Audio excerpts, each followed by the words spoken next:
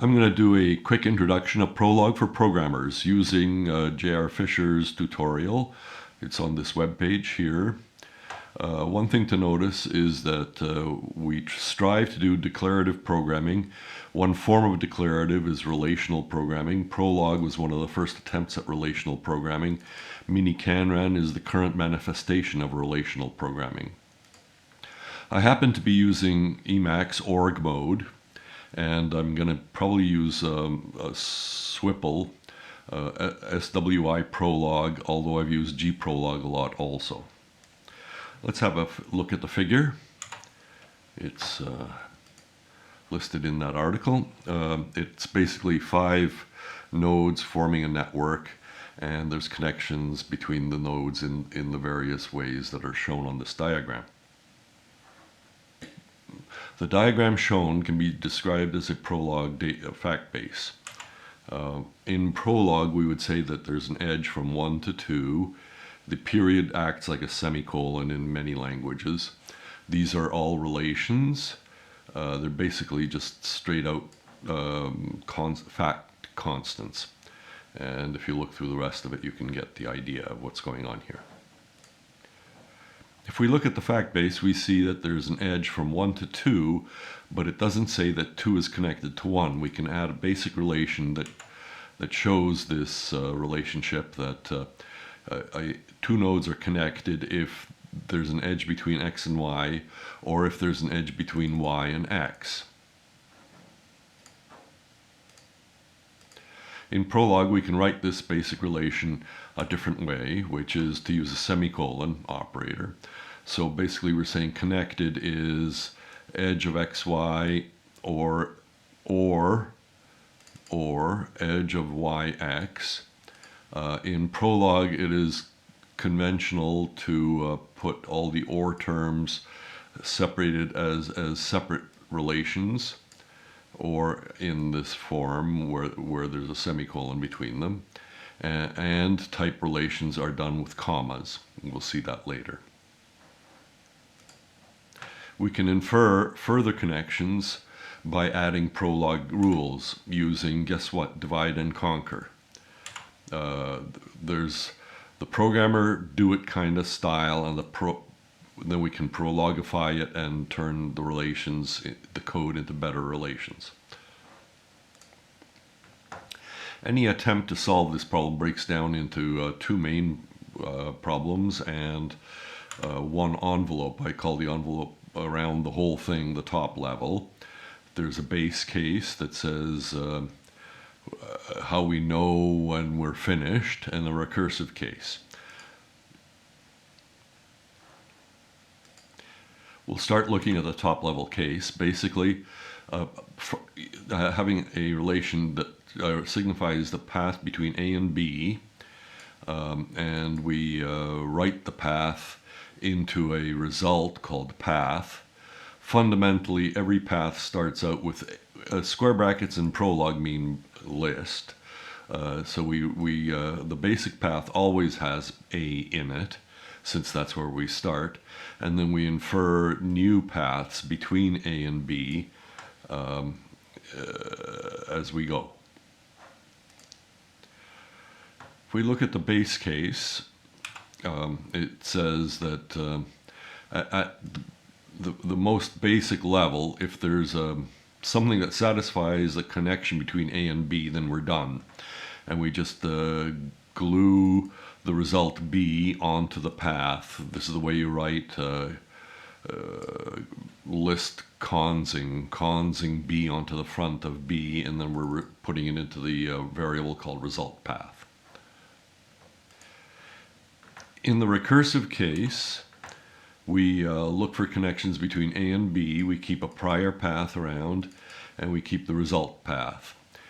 We invent a new node, and we call it C. And we look for a connection between, if A and C are connected, and C is not equal to the final result B that we want, and C is not a member of the prior path, then we cons C onto the prior path, creating a new path, and then we recur for deeper. We try to find connections between C and B, and we produce a resulting path, and we keep a prior path around. Now we'll look at how to write these relations in better PROLOG form. We'll look at the top level, the base case, and the recursive case separately. Now looking at the top level in PROLOG form, we take the do it style and rewrite it in PROLOG this way. Programmers are used to writing a function signature followed by how to get there, how to do it. Whereas in PROLOG, everything is a relation, and that's not actually a function signature, it's just a shorthand for whatever is on the right-hand side. So the left-hand side really is just a truism. It says, when the PROLOG run is finished, then this will be true, and here's how we infer that things are true. In this case, we don't need a temporary variable that assigns the list of containing only A into a temporary variable called basic path. We can just stick it directly into the relation and get rid of this. In fact, the equal business in PROLOG needs a little bit more looking at. I won't dig into it, but try not to use it.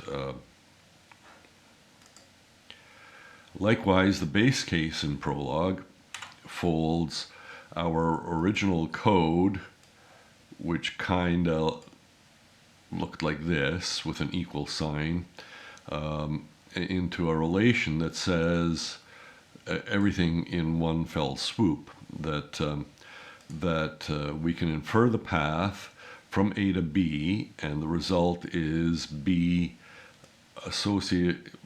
put onto the resulting path, or put in the resulting path is the previous path with the result B put onto it, only if A and B are connected.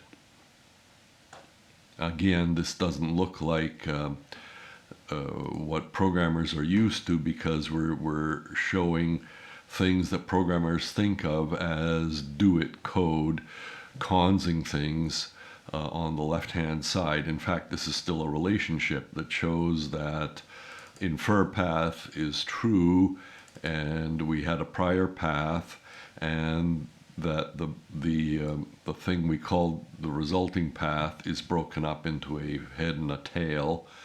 A head where the head is the node, and the tail is the previous path. When we continue writing it this way, we can actually do more interesting things, like we don't actually have to supply A and B. We can ask, given a path, given a path and a prior path, what were the what were the A and B's that satisfied that relationship? Likewise, the recursive case of PROLOGification takes the old do-it style and writes it as a single relation that's recursive. Here we've gotten rid of temporary variables like this. In this particular case, I took prior path and renamed it to visited, which makes more sense to me in the final result.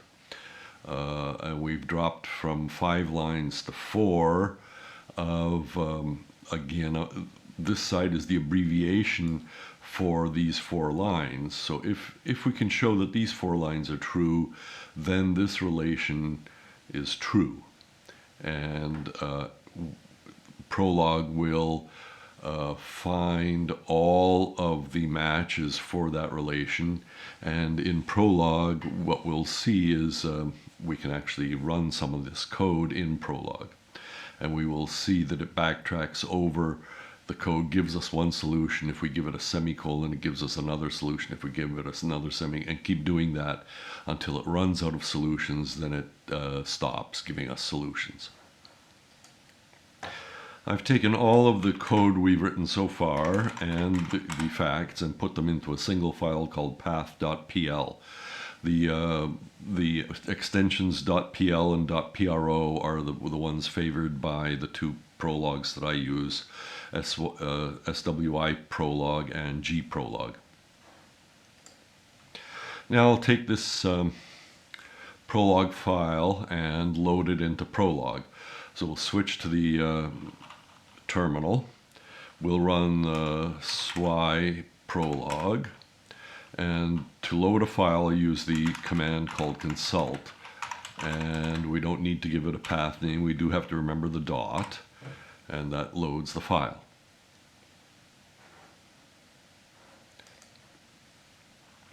We can do simple queries on the fact base. For example, we can ask to see if there's an edge between 1 and 2, now it says true, there was. I'm going to put in a semicolon, and then it'll say there are no more edges between 1 and 2.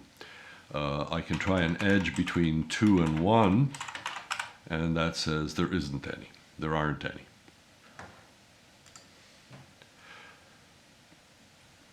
Now we can use the most basic query that we had, the basic relation, which is connected 2 and 1, and that returns true.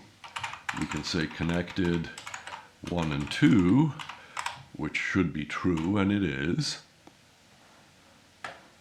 Now we can try something more interesting. We can ask for what is the path between 1, 5, and we'll put the result in something called P. And it says that you can get there going from 5 to 1 to 2 to 1, or from 5 to 3 to 2 to 1, or 5 to 4 to 3 to 2 to 1, 5 to 4 to 1, 5 to 3 to 4 to 1, 5 2 3 4 1, 5 3 1, 5 4 3 1, 5 2 3 1, and that's it.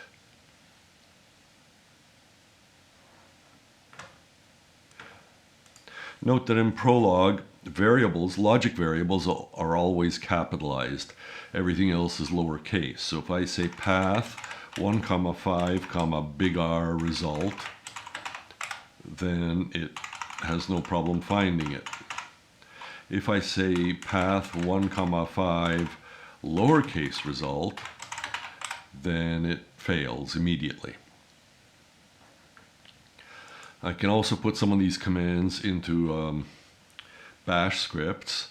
Halt is the way to quit PROLOG. I go up here and I think I've created a file called gpath for running gprolog. If I run that /gpath, then it'll consult the file path.pl, and then it'll leave me ready to do a query. So I can do 1, 5, capital R, and then it'll give me the results. Halt. I can do the same for swiprolog. I've created a bash file called swipath.bash, and it's got a slightly different command line syntax, and we'll try running it. Change it to /swipath, and it leaves me ready to do a query. It's consulted the file called path.pl, and it leaves me ready to do a query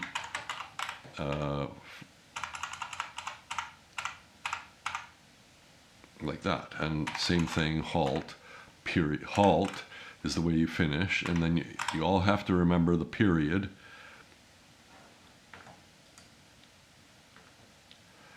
Swiprolog has the -q modifier, so I'll say -q. I'll do a backslash, which is shell syntax, to continue a line, and modify the file this way.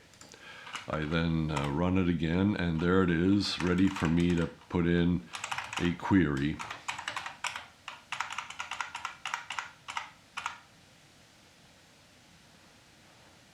You can even I'll halt this again, halt. You can put the query in as a further command line argument, -g, path 51 big R, and we can try that. Guess what? It ran the query, but it didn't show us the result.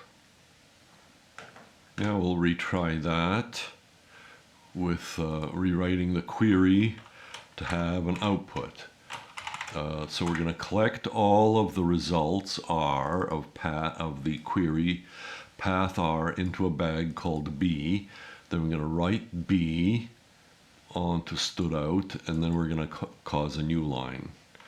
And if I got that right, we should be able to run it. There it is. Ta-da! And I forgot to put I can put a halt at the end of that. Like this, -g halt. Let's try that.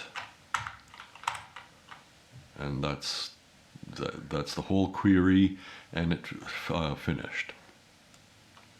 Things get more interesting if we write out the facts as JSON instead of PROLOG factbase format. I'll make the modifications to the shell script. Here we consult path.pl. I've added the line that uses the module called JSON. Then we do the bagof, and instead of calling write, we call JSON write. This is stood out, user output in PROLOGese. The bag and the NL, we've saved it, and then we try it again, and there we are. Its output is JSON.